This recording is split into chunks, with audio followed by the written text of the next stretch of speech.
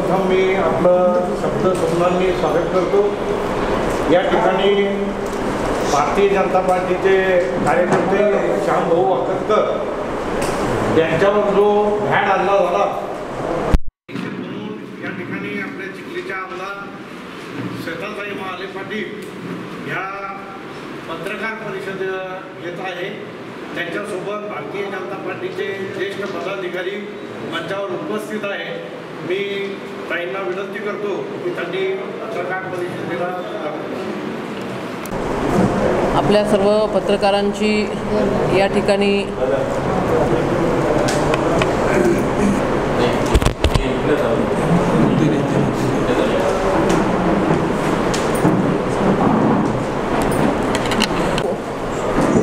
करायला या ठिकाणी थोडा विलंब झाला, त्याबद्दल आपल्या सर्व पत्रकार बंधूंची दिलगिरी व्यक्त करते। आज सकाळी आमचे मोठे बंधू भारतीय जनता पार्टीचे कार्यकर्ते श्यामभाऊ वाकतकर यांच्यावरती भ्याड हमला या ठिकाणी झाला। सर्वप्रथम भारतीय जनता पार्टी या विभागाचे आमदार म्हणून मी या भ्याड हमल्याचा या ठिकाणी जाहीर निषेध व्यक्त करते।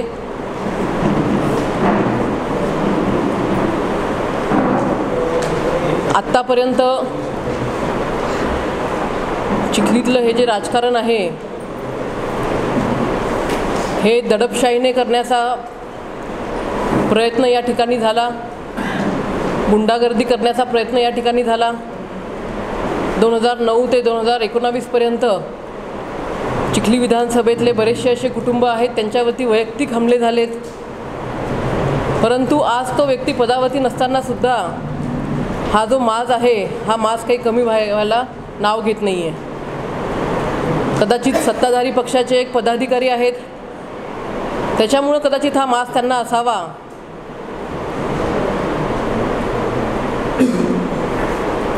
नेहमी अल्पसंख्याक बहुजन असा वाद दोन समाजामध्ये निर्माण करायचा, निवडणुका जवळ आल्यात की तशा पद्धतीने ह्या गोष्टी जाणीवपूर्वक पेरायच्या आणि मग अल्पसंख्याकावरतीच आपणच स्वतः हमला करायचा, ही आत्तापर्यंतची त्यांची कार्यपद्धत राहिलेली आहे।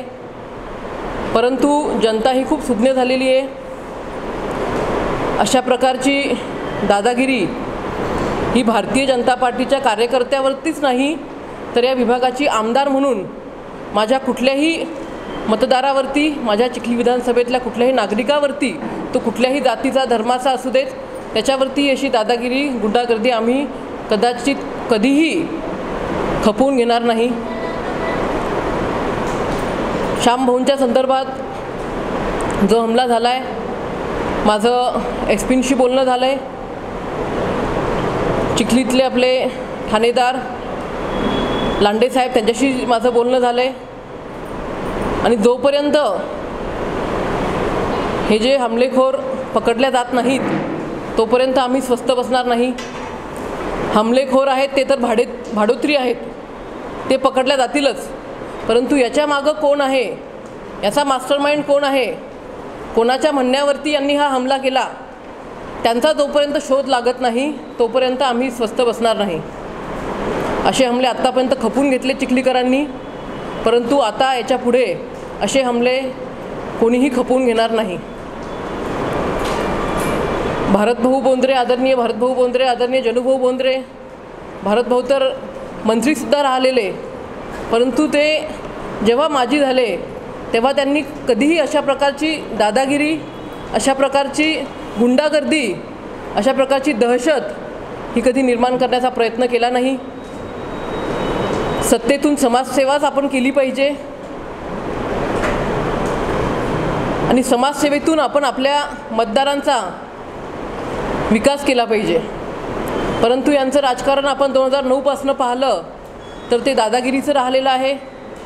दादागिरी करून, गुंडागर्दी करून सत्ता काबीज करायची आणि सत्ता काबीज केल्यानंतर पदावरती गेल्यानंतर ज्या सर्वसामान्यांच्या संस्था आहेत, ती जिल्हा बँक आली, सूतगिरणी आली, दूध डेअरी आली, ह्या खाऊन टाकायच्या, अशा पद्धतीचं राजकारण हे आत्तापर्यंत राहिलेलं आहे. मी श्यामभाऊंसोबत जी घटना झाली त्याचा तीव्र निषेध व्यक्त करते. श्यामभाऊ धीरगंभीर आहेत. झालेल्या त्यांच्यासोबत जो प्रकार झाला आहे त्याचा सामना या ठिकाणी ते अतिशय धीरगंभीर पद्धतीने करत आहे. आम्ही सर्वच जण भारतीय जनता पार्टीचे सर्वच पदाधिकारी त्यांच्या पाठीशी आहोत. मला या घटनेतून एकच सांगायचं आहे, भारतीय जनता पार्टीच नाही तर कुठल्याही नागरिकांनी अशा पद्धतीची दडपशाही, अशा पद्धतीची गुंडाशाही कोणीही सहन करू नये. श्यामभाऊंसोबत जो प्रकार झालेला आहे तो श्यामभाऊ स्वतः आपल्याला या ठिकाणी इथे सांगतील. मी श्याम वाकतकर, मी भारतीय जनता पक्षाचं काम करतो आहे. सकाळी नित्यनेमाप्रमाणे फ्रेश झाल्यानंतर मी घराच्या बाहेर पडलो. चिंच परिसरातून सिमेंट रोडने मी पेट्रोल पंपावर पेट्रोल भरण्याकरता जात होतो. पाठीमागून 3 युवक आले स्कूटीवरती आणि एकदम त्यांनी मला मारायला सुरुवात केली. मी विचारा, बाबा क्यों मार रहे हो? उधर बोले नीचे. मी गाडी थांबवून उतरलो. मला आणखीन जबर मारहाण त्यांनी केली. मी धावायला लागलो, ते माझ्या मागे धावले. आजूबाजूचे नागरिक त्या ठिकाणी जमा झाले, महिला जमा झाल्या आणि त्यांनी एक मोठा दगड देखील माझ्या डोक्यात घालण्यासाठी उचलला होता. कदाचित त्या ठिकाणी नागरिक नसते तर मग आज मी इथे आलो नसतो. तो हमला झाल्यानंतर मी तात्काळ पोलीस स्टेशनला दाखल झालो रिपोर्ट देण्याकरता. माझ्या जबड्याला जबर मारहाण झालेली आहे, कानात पण लागलेलं आहे, माझ्या छातीला पण लागलेलं आहे, माझं मेडिकलसुद्धा केलेलं आहे. मी आज 1 महिना झाले तर असे तीच जगतोय. या अगोदर माझ्या पाल्याची TC घेण्याकरता मी अनुराधा कॉलेजमध्ये गेलो होतो. त्या ठिकाणी मला प्राचार्याकडून, गुंडांकडून, पोलिसांकडून धमकावण्याचा प्रकार झाला. त्या प्रकाराची तक्रार मी अमरावती विद्यापीठ, मुख्यमंत्री, उपमुख्यमंत्री सगळ्यांकडे केली. कदाचित त्याचा राग असला पाहिजे. माझ्या पाल्याची TC, माझ्या पाल्याचं शिक्षणाचं, आयुष्याचं नुकसान त्यांनी केलेलं आहे. त्यानंतर नगरपालिकेच्या भ्रष्टाचारासंदर्भात देखील मी काही पोस्ट टाकल्या, काही निवेदनं दिलेली आहेत. त्याचा देखील राग कुणाल बोंद्रेच्या, राहुल बोंद्रेच्या घराला असेल. त्यामुळं माझ्यावर तो हमला झाला असं मी या ठिकाणी म्हणतो. मीच नव्हे तर संपूर्ण माझा परिवार आता दहशतीखाली आहे. मला खूप जबर मारहाण झालेली आहे, खूप मुक्का मार आहे. माझी पासुळी तुटल्याचे मला वाटतंय.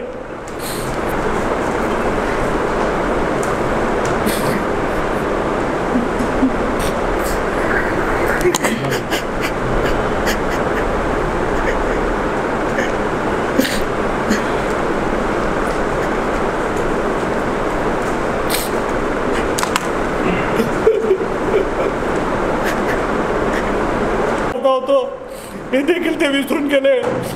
हा माझ्यावर पहिला हमला नाही, याच्या अगोदर सुद्धा 2 हमले त्यांनी केलेले आहेत. परंतु सामोपचाराने ते मी निपटवले. मी कुठे काही असा त्याचा अपप्रचार केला नाही. माझं चांगला गुडविल असल्यामुळं काही गुंडांनी मला मारल्यास नकार दिला. मग कुठले तरी ते गुंड बोलवले आणि आज माझ्यावर अनावधानाने, म्हणजे माझं लक्ष नसताना मला मारहाण करण्यात आली.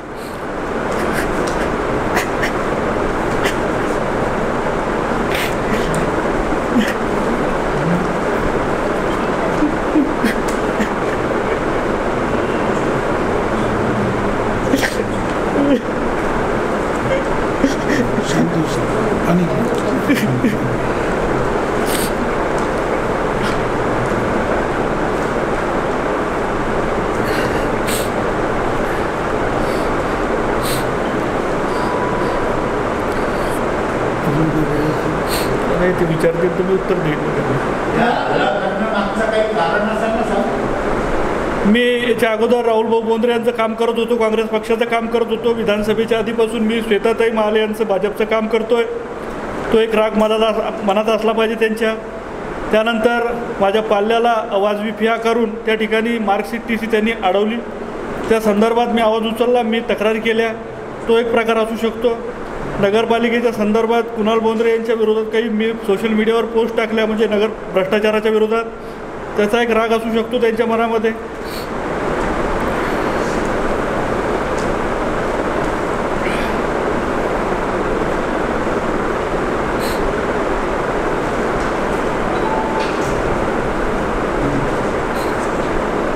याच्या अगोदरसुद्धा त्यांनी विधानसभेच्या निवडणुकीच्या आधी माझ्यावर तो प्रयोग केला होता, परंतु फसला होता तो प्रयोग. कॉलेजमध्ये मी मार्कशीट टीसी आणण्याकरता गेलो, त्या दिवशीसुद्धा प्रयोग फसला, परंतु आज त्यांचा प्रयोग सक्सेस झाला असं मी म्हणतो.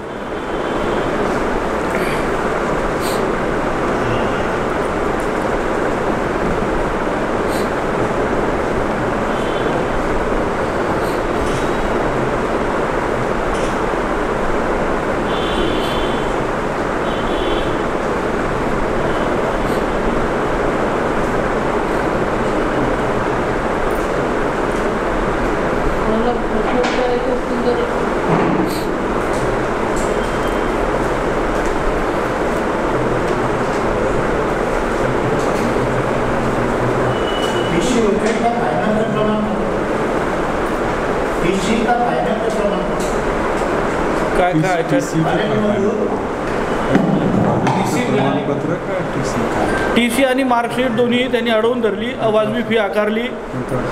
फायनल त्याचं इंजिनिअरिंग फायनल झालं होतं, त्याला 4-5 दिवस त्यांनी फिरवलं, तू याला भेट त्याला भेट. नंतर मी गेल्यानंतर माझ्याशी प्राचार्याने उजत घातली आणि मला सिक्युरिटी बोलून त्या ठिकाणाहून हाकलण्याचा प्रयोग केला त्यांनी. तो हाकलायला सिक्युरिटी आला होता, तेवढ्यानं झालं नाही, तो काही मला उचलून फेकू शकला नाही. मग गावातले काही गुंड प्रवृत्तीचे युवक त्या ठिकाणी बोलवले, त्याच्यानंतर पोलीस त्यांनीच बोलवली आणि मला दमदाटी करण्याचा प्रकार केला त्या ठिकाणी. फी भरा, आमचं एक खाजगी कॉलेज आहे, नाही तर आमच्या ट्रस्टींना जाऊन भेटा असं प्राचार्य नने मला वारंवार म्हणत होते. ट्रस्टींना तर म्हणजे राहुल भवनला जाऊन भेटा तुम्ही, आम्हाला ते जसं सांगतात तसं आम्ही करतो असं नने मला त्या ठिकाणी बोलतो.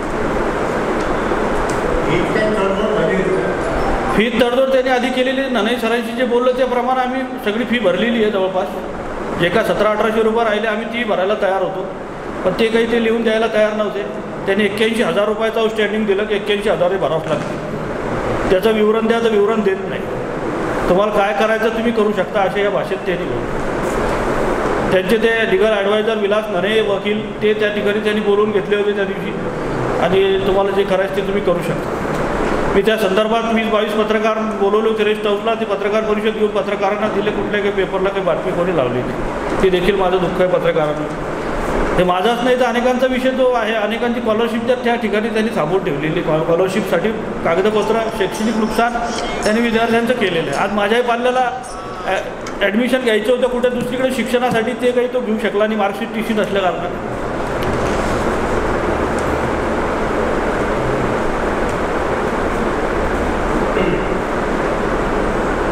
आणि मी ताईंचं काम करतो ही माझी इच्छा आहे. माझ्या इच्छेने मी ताईचं भारतीय जनता पक्षाचं काम करतो, कोणाच्या बंधनाखाली करत नाही.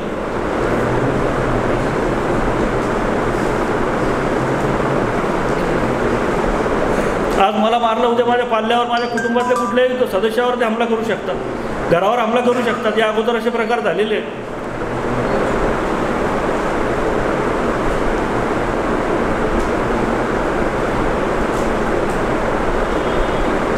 आणि त्यांचं चारित्र्य, माझं चारित्र्य जवळजवळ 90% पत्रकारांना माझं चारित्र्य माहीत असेल. मी कधी कोणाशी वादविवाद करत नाही, भांडणं वगैरे करत नाही. मी सामोपचारानंच वाद निपटवतो. गाव आपलं, माणसं आपले हेच बघत असतो. मी पक्षात कुठल्याही काँग्रेस पक्षात होतो तरी भाजपवाल्यांशी माझे कुठं वाद झाले नाही किंवा काही नाही. मी आज भाजपमध्ये तरी मी कुठल्या काही त्यांच्याशी काही फारसाही करत नाही. परंतु असं टार्गेट ठरवून आता तिसरी वेळेत ते सक्सेस झाले मला मारण्यात. 2 याच्या अगोदरचे त्यांचे डाव फसलेले आहेत. आणि हे काही बनावट, मला सगळं माझं मेडिकल झालेलं आहे. माझं जबडा आज माझ्या दातावर दात टेकू देत नाही. माझ्या फासोळ्या आजही दुखत आहेत. 3 युवकांनी म्हणजे माझं लक्ष नसताना माझ्यावर एकदम हमला केला. आणि कदाचित आजूबाजू परिसरातील नागरिक आले नसते तर मी आज दिसलोही नसतो. एक मोठा महाकाय दगड त्या ठिकाणचा त्यांनी उचलला होता.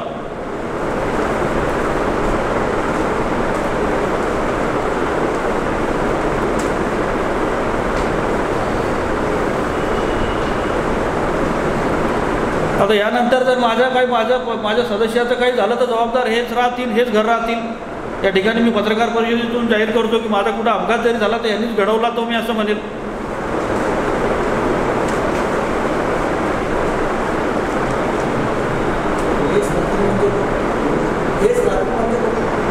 प्राचार्य ननई सर, राहुल भाऊ बोंद्रे आणि कुणाल बोंद्रे यांचे घर.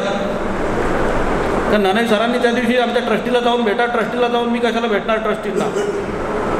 माझा पाल्य त्या ठिकाणी मी शिक्षणाकरता पाठवला, त्यालाही तुम्ही ट्रस्टींना जाऊन भेटा. हा प्रकार काही योग्य नाही ना. प्राचार्य कुठल्याही युनिट, शैक्षणिक युनिटचा प्राचार्य मुख्य असतो आणि प्राचार्याशी बोलून सगळं राऊंड पुढे ॲडमिशन झाल्यानंतर त्यांनी असा घाणेरडा प्रकार करायलाच नको शैक्षणिक क्षेत्रामध्ये.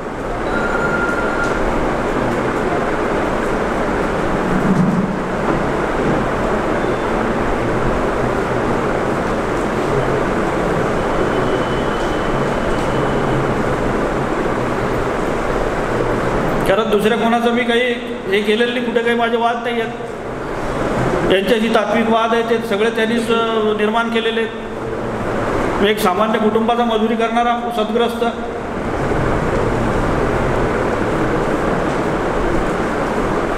आणि माझ्या पाल्याने त्यांचं काय बिघडवलं होतं?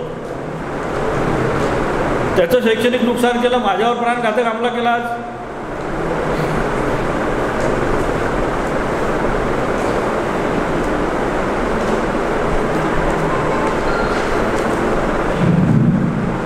या पत्रकार परिषदेचे निरोप जेव्हा आपल्याला दिले आणि या ठिकाणी आम्ही आलो, तर त्यावेळेला इथे आल्यानंतर ते आम्हाला या नोटमध्ये घेता नाही आलं. परंतु धाडमध्ये सुद्धा असाच प्रकार त्या ठिकाणी झाला. त्या ठिकाणी मंगेश पाटील आणि चोपडाजी म्हणून आहेत, त्यांच्यावरती सुद्धा असाच प्राणघातक हल्ला हा काँग्रेसच्या काही पदाधिकाऱ्यांकडून त्या ठिकाणी झाला. स्वतः जिल्हा काँग्रेस कमिटीचे अध्यक्ष सुद्धा त्या ठिकाणी हजर होते. बैठक झाली आणि बैठकीतून काँग्रेसचे काही पदाधिकारी त्या ठिकाणी गेले आणि त्यांनी तिथे या दोघांना मारहाण केली.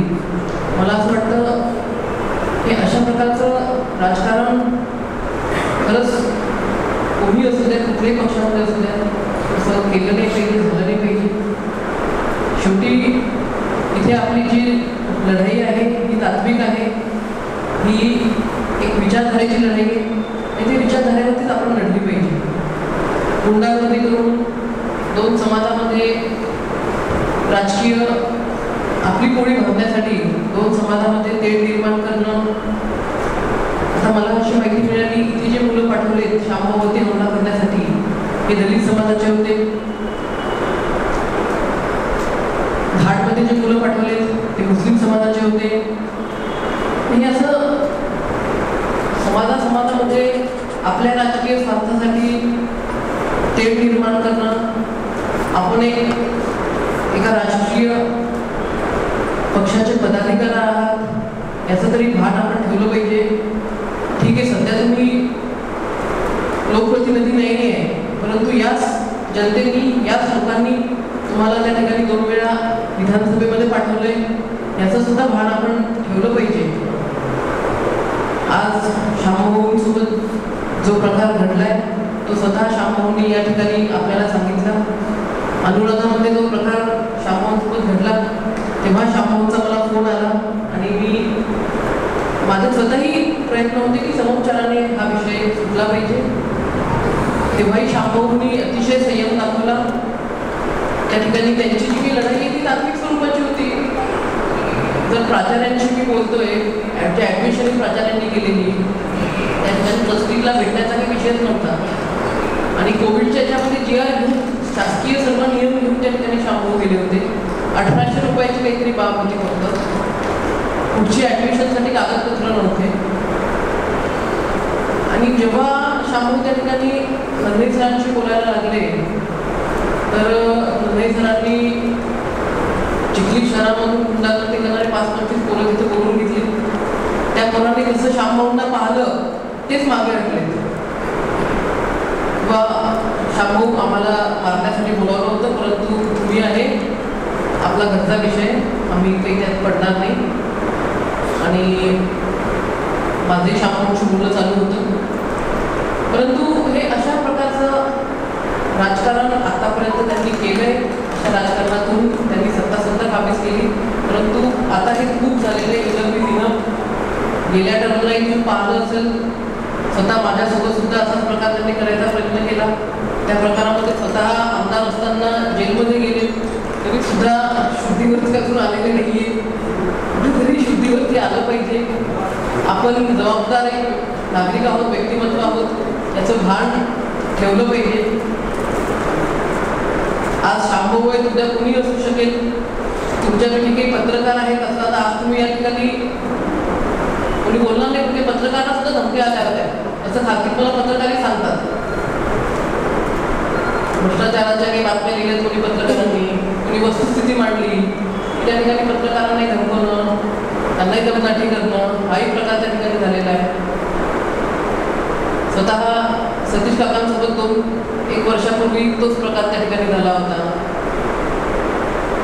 हे कुठेतरी आपण पुन्हा गोविंदाने राहतो, आपली लोक आहेत सगळी, पक्ष जरी वेगवेगळा असला तरी माणुसकीच्या नात्याने आपण सगळ्यांना धरून राहिलं पाहिजे. असं राजकारण आतापर्यंत केलं, पण याच्या पुढे खपून घेतल्या जावं नाही. म्हणून मी बोलते आणि थांबते आणि आशा व्यक्त करते की शांभवच्या बाबतीमध्ये जे घडलेलं आहे, गेल्या पत्रकार परिषदेमध्ये तुम्ही त्यांचा विषय काही घेतला नव्हता. मला वाटतं तो जर विषय घेतला असता तर आजचा दिवस आपल्याला कोणाला इथे पाहायची वेळ आली नसती. ठीक आहे, जी गोष्ट घडून गेली त्या संदर्भात आता बोलण्यात काही अर्थ नाही आहे, परंतु आजचा जो विषय झालेला आहे, आपण सर्वजण पत्रकार सक्रिय आहात, आपण आपल्या वर्तमानपत्रामध्ये याला चांगलं कव्हरेज द्या अशी अपेक्षा व्यक्त करते आणि थांबते. धन्यवाद.